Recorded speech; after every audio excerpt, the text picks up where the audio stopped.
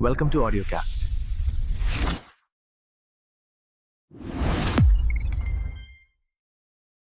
Okay, welcome everyone. Today we're really digging into the source material on a crucial accounting standard, AS-2, all about inventory valuation. Our aim here is to boil it down quickly for you, but get right to the core ideas behind valuing those assets. Exactly, and it's so important because inventories, whether it's raw materials like sugar or dough that's being worked on, or finished biscuits ready to sell their major assets, Yay. But they can be tricky. So the absolute bedrock rule, the one you really need to grasp, is that inventory has to be recorded at cost or net realizable value, NRV, whichever is lower. That's fundamental. Yeah, right, the lower of the two. But that term, net realizable value, NRV, what does that actually mean in practice? Is it just the selling price?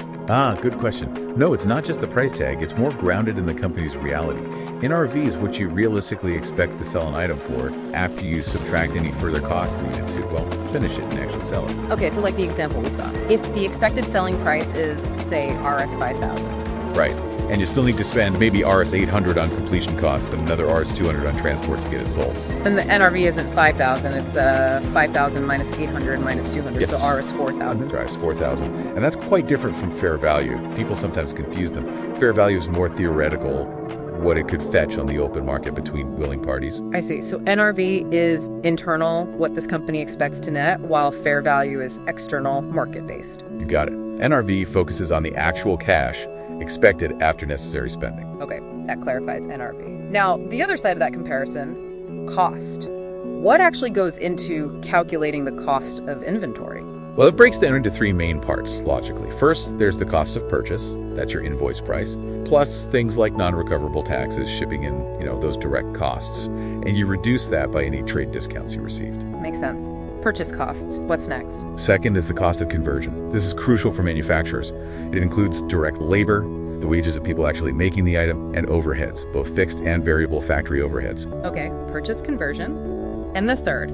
Other costs.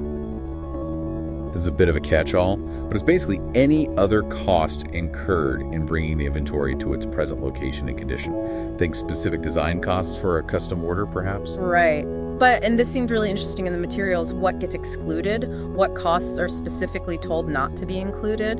This feels like where the standard really prevents manipulation. Absolutely. This is critical for preventing, let's say, inflated asset values. The standard says no to adding abnormal amounts of waste material, labor, whatever. That's an expense, not an asset cost.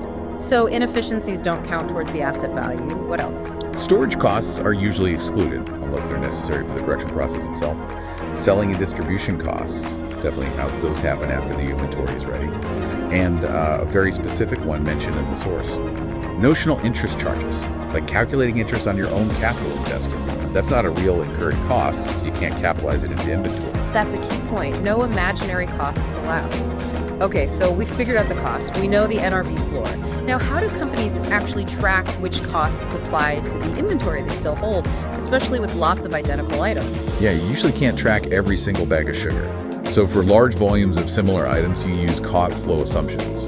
But first, for unique, easily identifiable items, think cars, maybe expensive jewelry, you use specific identification. You know the exact cost of that specific item. Okay, that makes sense for unique things, but for the bulk stuff? For the bulk stuff, the most common methods are FIFO, first in, first out. It assumes the oldest inventory items are sold first, so the inventory left on your shelf is valued at the cost of the most recent purchases. Right, oldest out, newest days. And the other main one? The weighted average cost, or WAC method. This one kind of smooths things out. You calculate an average cost for all the identical units you had available during the period. Like in that example, total cost of Rs, 34,500 divided by 2,500 units gives you an average cost of Rs 13.8 per unit. Every unit is assigned that average cost. Simple enough. FIFO, or weighted average for most things. But remember that golden rule we started with. Lower of cost, or NRV. And here's a really important application point from the standard. You have to apply that rule item by item, or at least to groups of very similar items. You can't just look at the total cost of all inventory and the total NRV of all inventory and pick the lower total. Wait, really? Item by item? Wouldn't that be incredibly complex for like a big retailer? Why not just aggregate? Because aggregation can hide problems. Imagine you have three different products, A, B, and C. Let's say item A costs 40, but its NRV dropped to 28. Item B costs 32, NRV is also 32. Item C costs 16, but its NRV is higher, say 24. If you aggregated, the gain on C might hide the loss on A, but standard says no. You value A at 28, the lower NRV. You value B at 32, cost and NRV are equal, so use cost. And you value C at 16, the lower cost. Ah, I see. So you can't use a higher NRV on one item to offset a loss on another. You have to recognize the loss on A. Precisely. It forces companies to be more transparent about potential losses on specific inventory lines. The total value will be 28 plus 32 plus 16 equals 76, not some aggregated figure that might be higher.